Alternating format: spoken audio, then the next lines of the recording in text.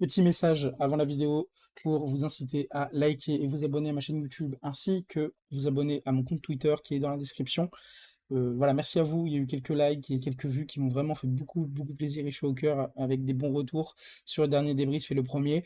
Voilà, je vous incite juste à, pareil, venir vous abonner à ma chaîne YouTube si le contenu vous plaît. Bientôt on est aux 150 et puis après peut-être aux 200, qui sait. Mais voilà, pour vous, c'est pas beaucoup. Pour moi, c'est beaucoup, bien au contraire. Donc ça me ferait vraiment très plaisir. Merci à vous et bonne vidéo. Bonjour à tous et à toutes, ici Raphaël, j'espère que vous allez bien. Aujourd'hui, petit débrief sur le match OL Le Havre. J'allais dire FC Nantes, pas du tout, il est passé. Donc aujourd'hui, petit débrief qui est peut-être un peu plus rapide que lui contre le FC Nantes, puisque on va pas se mentir que le match s'est quand même très bien passé dans la globalité. Donc c'était un match qui se déroulait à 15 heures, l'horaire fétiche de l'Olympique Lyonnais. Vraiment, ce n'est pas un bon horaire pour l'Olympique Lyonnais qui, à 15 heures en général, se transformait en l'Olympique Lyonnais. Mais aujourd'hui, c'est bien l'OL qui était sur le terrain, bien l'Olympique Lyonnais. Et enfin, j'ai envie de dire, un match abouti de la première à la 90e. Il manquait peut-être 10 minutes qui ont été bonnes de la part du Havre, mais qui manquait peut-être 10 minutes qui ont été bonnes de la part du Havre, mais qui, force est de constater, a été très bien géré par l'Olympique Lyonnais. Bon, que dire du match dans sa globalité? Je vais parler premièrement du côté global du match et collectif, et après je parlerai sûrement joueur par joueur. Un match abouti, encore une fois, comme je l'ai dit, un match avec beaucoup d'envie, beaucoup de hargne. Ça lâchait pas. Il n'y avait pas de lâcher des joueurs, il y avait personne qui a lâché, les rentrants aussi, on va en parler, n'ont absolument pas lâché, bien au contraire, ont donné encore plus, et ça, j'en suis très content. Voilà, un match dans la continuité, j'ai envie de dire, de ce qu'on avait vu contre le FC Nantes, encore plus géré, je trouve. Après, Le Havre, ce n'est pas le même niveau que le FC Nantes, c'est un niveau en dessous pour moi. Ce qui est un peu triste, parce que c'est quand même un club qui est plutôt bien géré dans son ensemble. Il n'y arrive pas, force est de constater qu'il n'y arrive pas en Ligue 1 pour le moment. Dans le foot, ça va très vite, donc on va pas les tuer maintenant, pas du tout, bien au contraire, je ne vais pas du tout les tuer maintenant. Alors, donc on a eu un match en 4-0, donc un très gros match, avec quand même, en statistique, une possession lyonnaise, des expected goals lyonnais, des grandes chances lyonnaises, tir total lyonnais, arrêt du gardien, bah forcément, et heureusement que c'est plus en face que ça a été géré. Alors là d'ailleurs je vois un arrêt du gardien Perry, je vois même pas, ça doit être peut-être sur la frappe d'un joueur du Havre qui est au ras de terre du côté, alors du côté, ça dépend de quel côté, mais nous du côté spectateur, du côté droit de Perry. Donc ça doit être celle-là. Bon, les corners, on en a eu quelques-uns. Encore une fois, c'était pas hyper bien tiré. Moi, les corners joués à la rémoise, donc c'est-à-dire à deux. Je ne comprends pas toujours ce truc-là. Il y en a eu un seul qui a été joué comme ça, je crois. Si mes souvenirs sont bons. Et vraiment, je comprends toujours pas l'intérêt de ces pieds arrêtés, puisqu'on n'arrive jamais à les mettre. Euh, donc voilà, bon, des corners peut-être un petit peu mieux quand même, parce qu'on a fait un peu plus peur aux gardiens adverses, mais franchement, bon, toujours pareil, hein, je comprends toujours pas pourquoi c'est Rémi Vercoute qui s'occupe des coups de pied arrêtés. Des fautes, il y a eu beaucoup de fautes, d'ailleurs, la fin de première mi-temps, très désagréable à regarder, parce que c'était du jeu haché, donc c'était pas très intéressant, beaucoup de cartons jaunes, un arbitre qui laissait peu de choses, mais en même temps les cartons jaunes, pour je pense 90% des cartons jaunes sont mérités, puisque des grosses semelles, et encore, je pense que l'arbitre était gentil avec nous sur une faute, pour moi, où il a été plutôt gentil, je crois. En fait, le problème, c'est qu'il y a eu tellement de fautes. Pour moi, c'est... Alors déjà, il y a une double faute, voilà, pour moi, c'était elle. Il y avait une double faute de Noama, pour moi. Une fois, deux semelles qui méritaient pour moi deux jaunes et donc un rouge. Bon, en tout cas, il y a eu... Voilà, c'était un match tout haché, mais plutôt bien arbitré dans l'ensemble. Il n'y avait pas trop de choses à arbitrer, de scandale. En tout cas, il y avait une main de Mata, mais qui était collée au corps, donc ça, il y a pas péno, c'était, voilà, il n'y a pas de souci sur ça. Et voilà, pour le reste, pas de choses bien scandaleuses. Au niveau des passes, l'OL est devant. Au niveau des tacles, et ben là, on voit que c'est le Havre qui est devant, même si l'OL a quand même bien taclé, un très beau tacle d'ailleurs de Niakate, quand j'y pense. Des coups francs, on en a eu 17, beaucoup de coups francs, ça fait beaucoup de coups francs, et 4 cartons jaunes quand même pour l'OL, donc faudra faire attention, pour 3 pour le Havre. Voilà, donc ça fait Pas mal d'informations, pareil là, vous voyez, il y a plein d'infos que je vais pas forcément prendre le temps de lire parce que c'est très précis et flemme, un peu. Alors, il y a eu le premier but d'Avenir Vinicius à la 32e minute, un but un peu chanceux, on va pas se mentir, mais il fallait tenter. Moi, ce que je reproche encore à cette équipe, c'est vraiment de pas tenter, de vouloir rentrer dans les cages avec le ballon. Il faut tenter. Et Saïd Benrahma et Nouama l'ont bien fait. D'ailleurs, on en parlera parce que eux deux ont été très utiles dans ça. Donc c'est cool, ça fait plaisir de voir aussi des mecs qui tentent. Donc à bonne heure, belle reprise, mais une belle fête de main, une belle faute de main pardon du gardien adverse. Voilà. Ensuite, on a eu Malik Fofana sur une transition qui marque moi, ça me fait vraiment plaisir de voir Malik à ce niveau incroyable. Alors je pensais qu'il allait la passer à Alex, parce qu'on pouvait complètement la passer à Alex, et Alex c'était son libre devant pour marquer, il n'y avait pas de problème, mais non, il a décidé d'éliminer le gardien, magnifique élimination de gardien. Et puis finition tranquille et la vitesse folle de Malik Fofana. Voilà, la cellule de recrutement sur ça, c'est un énorme joueur. On a eu quand même pour un certain prix, mais pas non plus abusé vu le rendement qu'il a. Donc honnêtement, très gros match de Malik Fofana. Bravo à lui parce qu'il montre encore plus qu'il est maintenant prêt pour être titulaire et ça fait plaisir. Sur une magnifique passe d'ailleurs de Corentin Tolisso, lui-même vient d'une magnifique passe de Maxence Cacré, très belle passe, très belle feinte pour éliminer le joueur. Et puis après, une très belle passe pour Tolisso, et une magnifique passe aussi de Tolisso tout en touché. Rien à dire, c'était très joli. Ensuite, très belle passe D encore de Ryan Cherki, un petit peu en chaloupé, je sais pas comment on peut dire, mais voilà, très joli. La case qui finit. Je pensais qu'il était hors jeu au début, voilà, pour pas mentir, je pensais qu'il était vraiment hors jeu. Il l'était pas. Donc, c'était très bien. Lacazette, très beau but. Il ouvre enfin son compteur, et ça fait plaisir. Ensuite, on a eu, pour le dernier but, un but de Saïd Benrahma sur une magnifique passe D de Mikotadze, pardon. Et je vois très peu de gens parler de cette passe D, qui est pour moi extrêmement belle, qui est très propre, et on voit qu'il y a une connexion entre les deux, on le voit dans les vidéos du club, et là encore plus, ils sont vraiment complices les deux, et ça fait plaisir, parce qu'on a un bon duo, et très belle passe de Saïd quand même, que j'en voudrais dans ce match pour une action. Il tire, il préfère tirer alors qu'à sa droite, il y a Georges Mikotadze, et Georges aussi, là je pense qu'il marque, donc je trouve ça vraiment dommage. Voilà, vraiment, je trouve ça dommage. Bon, on va faire vite fait cas par cas, parce que c'est un match plutôt dans la globalité très bien géré, j'ai pas grand chose à dire. Malik Fofana, waouh, c'est fort, hein, c'est très fort. Voilà, il a été un petit peu muselé quand même ce match-là par comme Ryan Cherki. Ils ont été muselés, mais aussi parce qu'en face ça jouait en transition, ça jouait en contre-attaque et ça jouait bloc bas, donc c'était compliqué. On était très haut. Hein. Des fois on voit Niakate très haut, c'était vraiment impressionnant vu de la caméra parce que c'était vraiment un jeu très haut. Donc assumé de la part de Pierre Sage, c'est très bien. Faut assumer aussi ça être un petit peu en déséquilibre. Il en parlait d'ailleurs sur l'after, très bonne interview que je vous conseille d'aller voir si vous l'avez pas vu. Voilà, il faut assumer le déséquilibre, il faut arriver. Il voulait un joueur un peu plus comme Jacob Bryan, avec un peu plus de vitesse pour pouvoir assumer encore plus ce côté-là, voilà, qui quand même on est très haut et voilà, c'est un jeu qui est pas facile. Hein. Donc voilà, et on a eu un très bon pressing, d'ailleurs je l'ai pas dit, mais un très bon pressing à la paire de balles et un pressing tout court qui vraiment a fait plaisir. Un petit peu plus mou en seconde mi-temps. Sur les 10 premières minutes, après ça s'est un peu essoufflé, c'était bien pendant 20 minutes, puis ça s'est essoufflé, normal, il y a eu des changements, c'était la fin du match, pour ça on va pas en vouloir aux joueurs. Mais voilà, donc bon match dans l'ensemble de Malik Fofana, un petit peu plus muselé que d'habitude, donc un peu moins en vogue comme Ryan Cherki, c'était un peu plus dur de les voir, mais en fait les deux permutent ensemble, ils font des choses magnifiques, je sais pas, voilà, c'est trop bien, je serai pas au stade contre Beşiktaş, mais je serai contre Auxerre, et j'ai hâte de pouvoir aller voir jouer du stade.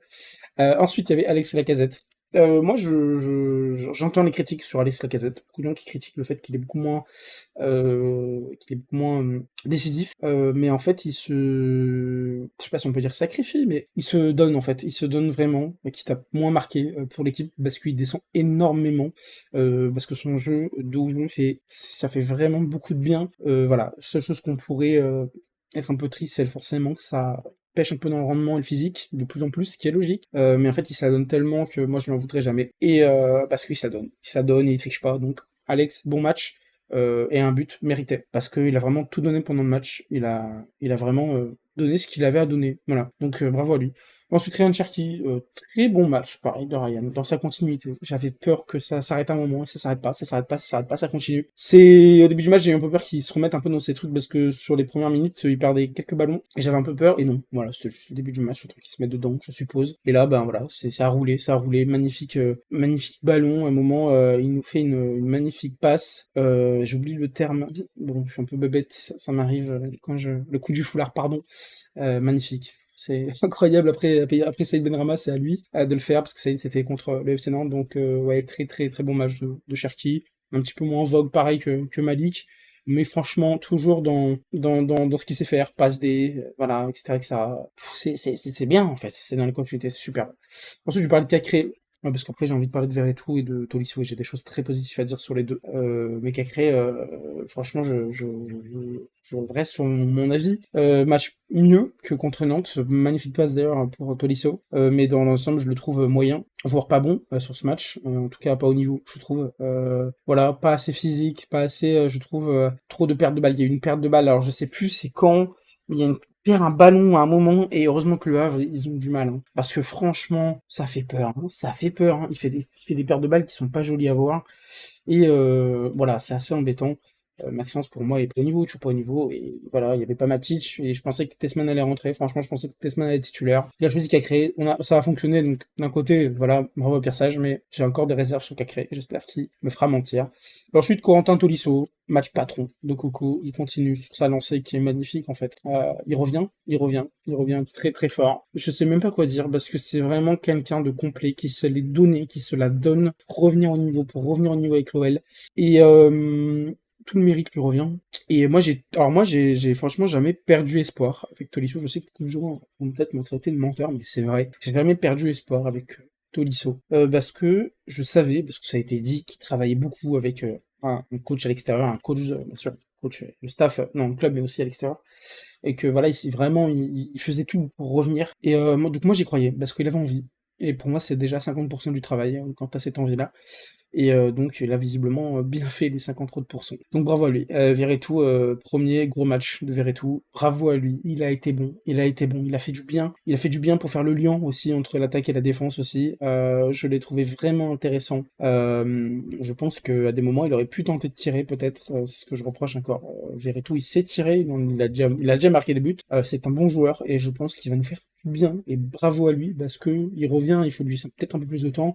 Il revient d'une situation compliquée à l'OM, donc voilà, il revient d'une situation assez complexe. Ensuite, on a Abner Vinicius. Bah alors, moi, vous savez, quand il est arrivé, sur Twitter, je voyais les gens dire, mais c'est qui ce mec? Voilà, il est frauduleux, 8 millions, John Textor va crever. Bon, c'est vrai, hein, j'ai déjà vu des trucs comme ça. Et moi, j'étais là, en mode, mais les gars, vous l'avez jamais vu jouer. On vous rappelle l'épisode de Paqueta ou pas? Voilà, est-ce qu'on vous rappelle de cet épisode-là? Ou pareil, Milan était, mais alors, ils étaient fous furieux, les mecs. Ils étaient heureux de le voir partir. Pour moi, Vinicius, c'est pas parfait. Pour moi, je préfère Tagliafico, je vais pas mentir, je préfère Tagliafico parce que je trouve plus serein. Mais Abner, en fait, offensivement, il est très important. Quand il est là, il est important. C'est une pierre très importante de l'effectif, tout ça.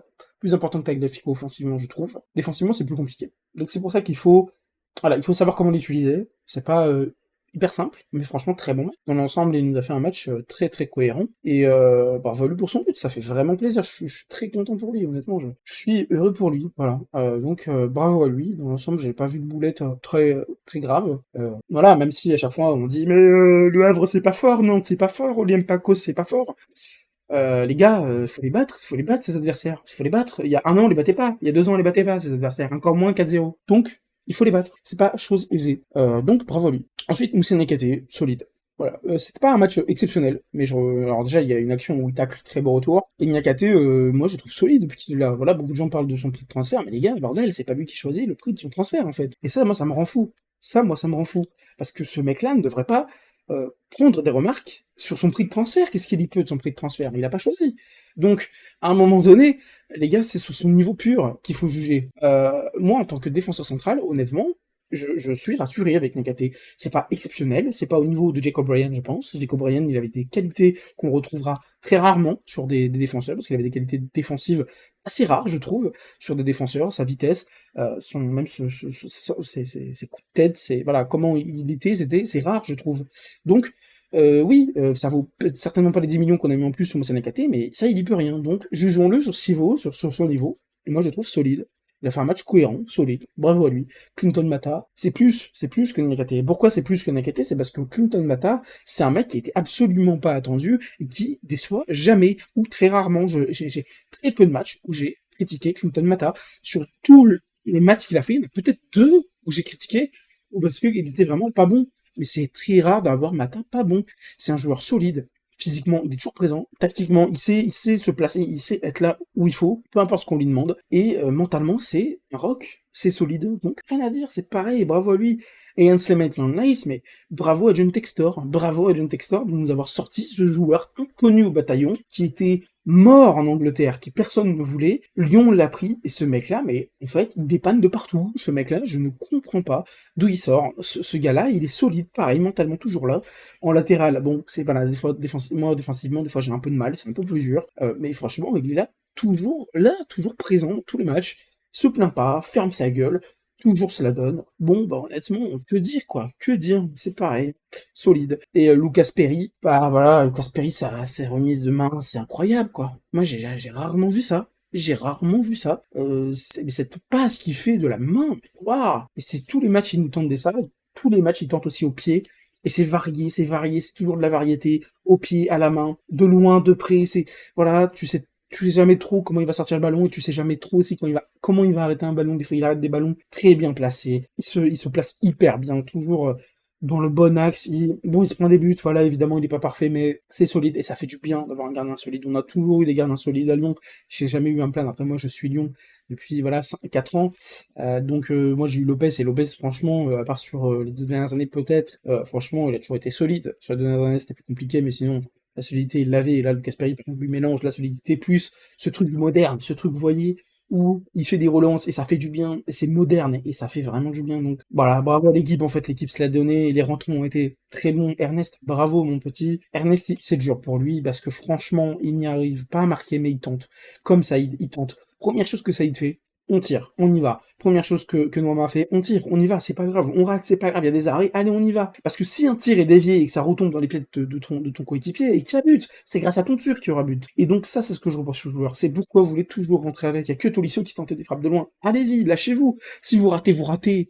C'est le but du foot. Le foot, c'est aussi ça fait partie intégrante du jeu de tirer de loin, de rater, ça fait partie du jeu. Si vous tentez jamais, vous raterez jamais. Ça, c'est sûr. Voilà, ça, c'est une évidence. Mais bravo aux rentrants. Omari, pareil, il a fait une rentrée. Franchement, Omari, je sais pas trop. Je crois que c'est Clinton qui a été... Non, c'était Sahel, donc peut-être Ainsley. Voilà, il n'y a pas le remplacement d'Omari, je ne sais pas trop pourquoi. Pourtant, il est rentré. Hop, Omari, voilà, il a fait un petit match, hein, vous voyez, c'était pas un gros match. Il a joué 13 minutes, mais honnêtement, Marie, bon, il a fait des petites passes, voilà. Rien de bien fou, voilà, 13 minutes en tant que défenseur quand il n'y a pas grand chose à faire, c'est un petit peu compliqué de juger. Bref, dans l'ensemble, très bon match, j'ai pas plus à dire, voilà. 20 minutes de débrief, peut-être un peu moins avec le montage. Voilà, j'espère que vous avez kiffé le match solide. N'hésitez pas évidemment à vous abonner, à liker, j'ai vu que la dernière vidéo a fait pas mal de petits vues en peu de temps pour une chaîne qui vient de débuter. Je suis quand même très content, on a fait quelques vues et quelques likes, quelques commentaires, merci à vous, ça fait plaisir. Voilà, n'hésitez pas à vous abonner, à liker si vous appréciez le contenu. Il y a des débriefs de matchs sur tous les matchs, que ce soit Europa League ou Ligue 1 ou Coupe de France, qui arriveront aussi. Donc voilà, merci à vous encore une fois, et puis je vous souhaite une très très belle journée. Merci à vous, ciao.